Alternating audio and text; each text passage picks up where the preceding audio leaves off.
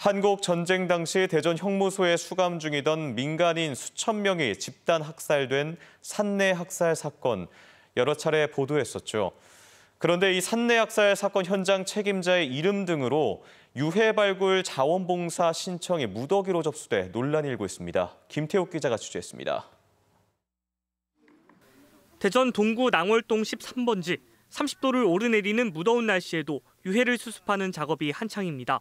손으로 직접 흙을 골라내야 하다 보니 늘 일손이 부족합니다.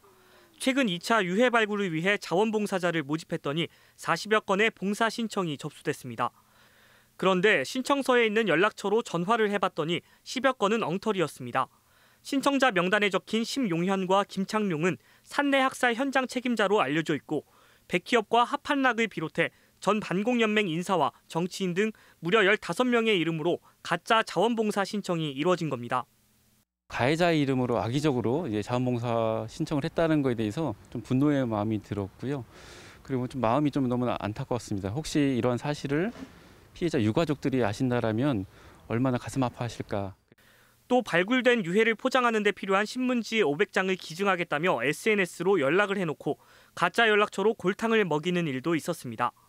1기 진실화해위원회가 대전 산내 골령골 민간인 집단학살 사건을 국가 권력에 의한 학살로 인정한 지 11년이 지났지만 이런 조롱과 혐오가 계속되고 있는 겁니다.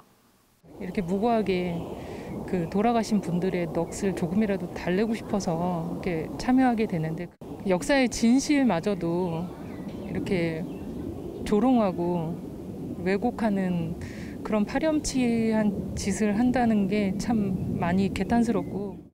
대전 산내 골령골 대책회의는 이번 주말 위령제를 지낸 뒤 학살 가해자의 이름을 사용해 허위로 자원봉사를 신청한 사람들을 업무 방해 혐의로 고소할 계획입니다. 한편 산내 골령골에서는 6.25를 전후해 7,000명의 민간인이 희생된 것으로 추정되고 지난해 발굴 조사에서는 234구의 유해와 500여 점의 유품이 발굴됐습니다. 2021 산내 골령골 유해 발굴 작업은 오는 11월까지 계속됩니다. 내년부터는 대전 낭월동 일대에 산내 평화공원 건립 공사가 시작됩니다. MBC 뉴스 김태욱입니다.